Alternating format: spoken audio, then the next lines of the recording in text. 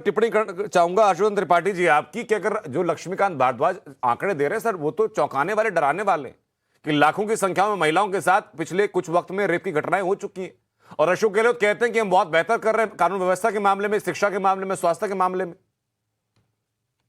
देखिए आनंद जी, मुझे बड़ा आश्चर्य होता है कि जब अशोक गहलोत जैसा नेता सार्वजनिक तौर पर इस तरह का व्यवहार करता है तो वो क्या सोच के करता होगा, क्योंकि ये आंकड़े हम लोग लगातार सुन रहे हैं और आंकड़े तो लगभग मुझे लगता है कि इतनी बार टीवी स्क्रीन पर चल चुके हैं, अखबारों में छप चुके हैं कि अब तो सिर्फ राजस्थान के लोगों को नहीं, पूरे देश के लोगों को ध्यान में होगा कि दुष्कर्म के मामले में राजस्थान कहाँ है, हत्या के मामले में राजस्थान कहाँ है और राजस्थान किस लिए अब याद किया जा रहा है। जी। ऐसी घटनाएं बिहार में हुआ करती थी, ऐसी घटनाएं कभी एक समय में उत्तर प्रदेश में सुनने में आती थी कि दिन दहाड़े बीच में मार दिया, एम्बुलेंस में दुष्कर्म हो गया।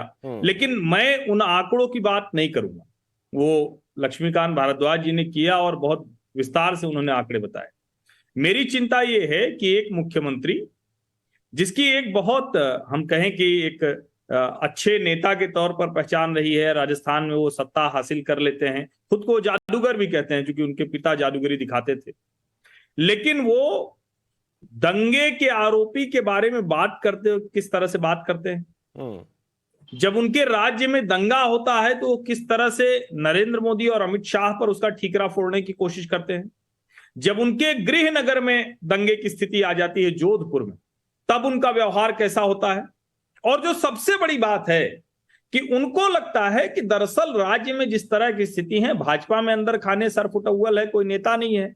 उनके खुद के यहाँ सचिन पायलट कभी आगे जाते हैं, कभी पीछे जाते हैं, तो इस तरह की दौड़ में उनको लगता है कि हमारी कुर्सी सुरक्षित है, इसलिए राजस्थान के लोगों का हित, उनकी चिंता वो हम छोड़ देते हैं। और जब इस अंदाज में कहते हैं कि अरे छोड़ो यार, दंगे के आरोपी के सवाल पर कह देते हैं छोड़ो यार, तो इसका मतलब समझिए कि वो राजस्थान को किस तरह से छोड़ चुके हैं। उनकी शायद नजर भी अब कुछ और है, वो उनके दिमाग में कुछ और चल रहा होगा। मुख्यमंत्री और उनके जो मंत्री हैं उन सब के बयानों का पैटर्न यही है।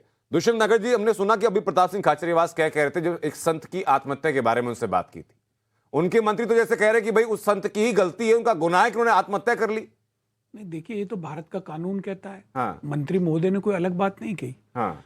भारत का कानून आत्महत्या करने की इजाजत नहीं देता। हाँ। और आत्महत्या करने के प्रयास करने वालों पे मुकदमा चलता है। ठीक बात है। तो माननीय मंत्री ने कुछ गलत नहीं कहा। अब इसमें थोड़ा सा संशोधन मैं करूंगा सर, क्योंकि आपने वो बातें सुनी भी थी जो प्रताप सिंह खाचरियावास जी मैंने सुनी थी साहब। वो संत लंबे वक्त से अपनी मांगों को रख रहे थे।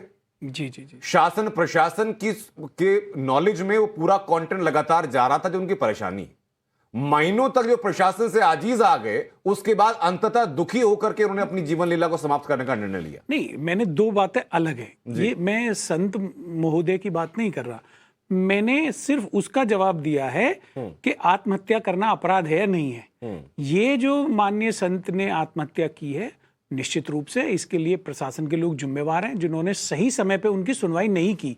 अगर उनकी सुनवाई होती तो आत्महत्या करने के लिए मजबूर नहीं होते।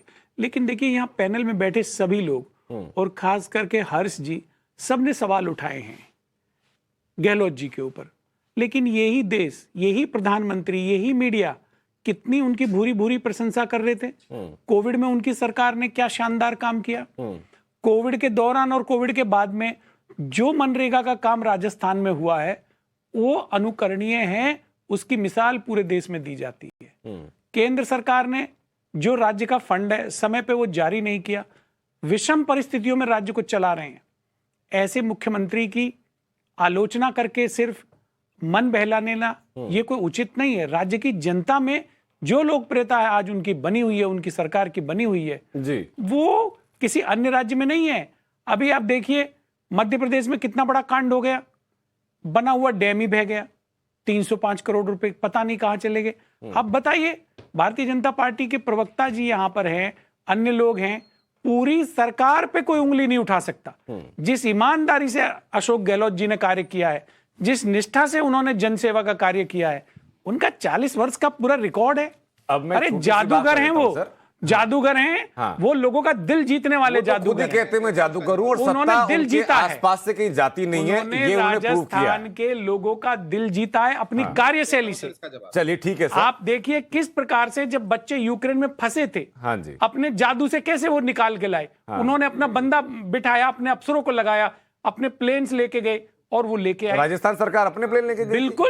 उन्होंने क्या चीज की कमी छोड़ी, हर चीज उन्होंने प्रोवाइड कराई। नहीं नहीं, एक तो सेकंड, मैं ऐसे दोबारा, लोगों मैं की- शायद मैं कुछ जी, गलत मैं समझ रहा हूं आपको सर। कहना चाहता क्या आप हूं, यही कह रहे हैं कि धीरज अशोक श्रीवास्तव- गहलोत ने राजस्थान में बैठ के जादू चलाया, यूक्रेन से छात्रों को लेकर के आ गए? धीरज श्रीवास्तव राज्य के एक सम्मानित अधिकारी हैं, जी जो राजस्थान ट्रस्ट के चेयरमैन हैं। हाँ। उनके द्वारा हाँ। राज्य के विद्यार्थियों की सकुशल वापसी, सबसे पहले वापसी अगर सुनिश्चित जी। की तो वो श्री अशोक गहलोत जी की सरकार ने हाँ। वापसी सुनिश्चित यानी की। भारत सरकार हमें से गर्व आगे है। जाकर के राजस्थान सरकार भारत काम कर सरकार रही से थी। एडवांस में जाके जी। राज्य के छात्रों के प्रति जो चिंता दिखाई, वो पूरे देश अच्छा, के लिए मैं मिसाल है।